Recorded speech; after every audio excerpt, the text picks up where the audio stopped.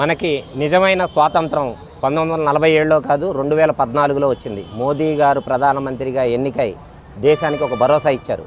1947లో మత ప్రాతిపదికన పాకిస్తాన్ ఇండియా విడిపోయింది.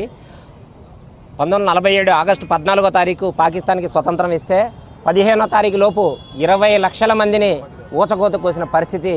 అక్కడ ప్రజల్ని దారుణంగా, భారతదేశ ప్రజల్ని మొత్తాన్ని మతం మారండి లేదంటే చంపేస్తామని చెప్పి చిన్న పిల్ల పెద్ద ముసలి ముతక ఆడవాళ్ళని మానభంగాలు చేసి బలవంతం చేసి కట్టుబట్టలతో ఆ రోజున రోడ్డు మీద వదిలేసిన పరిస్థితి. అటువంటి పరిస్థితిలో కూడా గతంలో ఉన్న ప్రభుత్వం ఏం పట్టించుకోకుండా వదిలేసిన పరిస్థితి.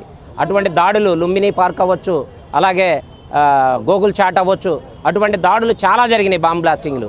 అటువంటి పరిస్థితుల్లో ఒక్క నరేంద్ర మోడీ గారు వచ్చిన తర్వాతే భారతదేశ 140 కోట్ల మంది ప్రజలకి, అందుకే ఇక్కడ అన్ని మతాలు అన్ని కులాల వాళ్ళు కూడా మోదీ గారికి అండగా నిలబడ్డారు. అలాగే జనసేన పార్టీ అధ్యక్షులు పవన్ కళ్యాణ్ గారు కూడా 2014లోనే మోదీ గారిని అర్థం చేసుకొని మీతో ప్రయాణం చేస్తామని చెప్పి ఆ రోజునే చెప్పడం జరిగింది. ఆ రోజు నుంచి ఇవాళ వరకు ఆయన మనకి ఇచ్చిన భరోసా మీదే ఇవాళ భారతదేశం నడుస్తూ ఉంది. ఇటువంటి పరిస్థితి, దీన్ని మొత్తం ఏదైతే ఉగ్రవాదులు ఉన్నారో వాళ్ళందరినీ తీసేయాల్సిన పరిస్థితి, మొత్తం ఏరేసేయాలి.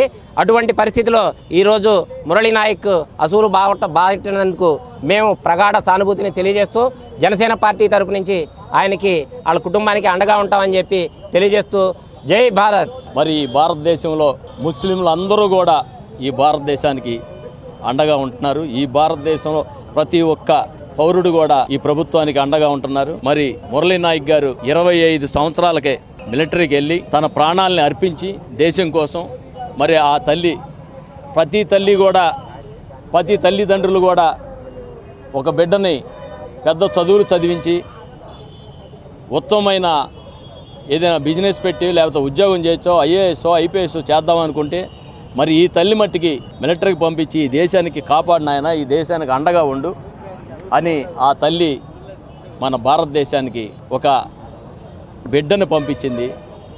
ఆమె నిన్న అంటూ ఇంకో బిడ్డ ఉన్నా నేను దేశానికే పంపిస్తాను, మరి నా కొడుక్కి ఈ జిల్లాలో ఒక విగ్రహం పెట్టించండి అని ఆమె ప్రాధేయపడితే, అమ్మ మీరు ప్రాధేయపడవసరం లేదు, ప్రతి జిల్లాలో కూడా మురళీ నాయక్ గారికి విగ్రహం పెట్టి నివాళులు అర్పిస్తాం జనసేన పార్టీ తరఫున, ఈ ప్రభుత్వం తరఫున అని పవన్ కళ్యాణ్ గారు నిన్న కూడా చెప్పారు. మరి వాళ్ళ కుటుంబానికి ఈ దేశ ప్రజలందరూ కూడా, ఈ దేశంలో ఉన్న ప్రతి పౌరుడు ప్రతి మనిషి కూడా ఆ కుటుంబానికి అండగా ఉంటారని కూడా జనసేన పార్టీ తరఫున మేము తెలియజేస్తున్నాం. మన కాశ్మీరు దాడి జరగడం, ఆ దాడి గురించి చాలా ఉగ్రవాదులు దాడికి ప్రతిదాడిగా మన భారతదేశం పాకిస్తాన్ ఉగ్రవాదుల మీద, ఓన్లీ పాకిస్తాన్లో ఉన్న ఉగ్రవాదుల మీద దాడి చేయడం జరిగింది. కానీ పాకిస్తాను అలా కాకుండా మన ప్రజల మీద దాడి చేస్తుంది. ఇది చాలా హేయమైన, బాగా నీతిమాలిన చర్య అనమాట. మనకు ఎప్పుడో 1947లో స్వతంత్రం వచ్చింది అనుకున్నాం, కాదు 2024లోనే మనకు స్వతంత్రం వచ్చింది. ఎప్పుడు మనం మంచి అని మనం అనుకుంటాం, ఆ మంచితనం ఏమైందంటే వాళ్ళకి మన చేతకంతనం అయిపోయింది. ఈరోజు మోడీ గారి నాయకత్వంలో పాకిస్తాన్ వాళ్ళకి తగిన బుద్ధి చెప్పడం జరుగుతుంది. మనకి నిజమైన మిత్రుడు ఎవరంటే రష్యా. ఈరోజు రష్యానే మనకి చాలా అన్యాయాలు మనకు అన్నీ సమకూర్చడం జరిగింది. ఈరోజు పాకిస్తాను చాలా రెండోసారి ఎప్పుడు భారతదేశం మీద కన్నెత్తి చూడకుండా దాని బుద్ధి చెప్పాలని, అలాగే మోడీ గారి నాయకత్వంలో మనం చాలా వారిని సపోర్ట్ చేయాలని, అలాగే మన మురళీ నాయక్ గారికి ఆత్మ శాంతించాలని మనస్ఫూర్తిగా కోరుకుంటున్నాం.